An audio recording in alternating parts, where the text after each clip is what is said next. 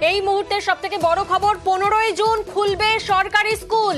যেমনটা আপনারা জানতে পাচ্ছেন, 15ই জুন সরকারি স্কুল খুলবে। বিস্তারিত জানবো আমাদের প্রতিনিধি সোমরাজের কাছ থেকে। সোমরাজ, দেখো, মুখ্যমন্ত্রী মমতা বন্দ্যোপাধ্যায় কিছুক্ষণ আগেই ঘোষণা করলেন, যেহেতু অত্যাধিক গরম এবং তাপপ্রবাহের সতর্কতা জারি করেছে আবহাওয়া দপ্তর, সেই কারণে স্কুল খোলার যে সময়সীমা, মাধ্যমিক স্তরের স্কুলগুলি খোলার কথা বলা হয়েছিল 5ই জুন এবং প্রাথমিক স্কুলগুলি খোলার কথা বলা হয়েছিল 7ই জুন।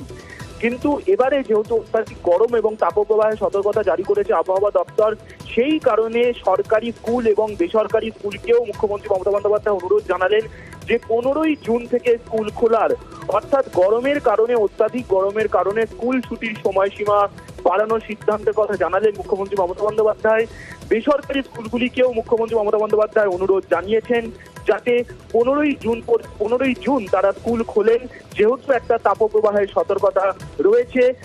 আবহাওয়া দপ্তরের তরফে এমনটাই জানানো হয়েছে নবান্নকে, এবং সেই কারণে মুখ্যমন্ত্রী মমতা বন্দ্যোপাধ্যায় জানালেন যে মাধ্যমিক স্তরের স্কুল 5ই জুন খোলার কথা ছিল এবং প্রাথমিক স্কুল 7ই জুন খোলার কথা ছিল। উভয় ক্ষেত্রেই স্কুল খুলবে আগামী 15ই জুন, তেমনটাই মুখ্যমন্ত্রী মমতা বন্দ্যোপাধ্যায় জানালেন। একেবারেই ধন্যবাদ সোমরাজ। যেমনটা আপনারা জানতে পারলেন যে 15ই জুন খুলবে সরকারি স্কুল।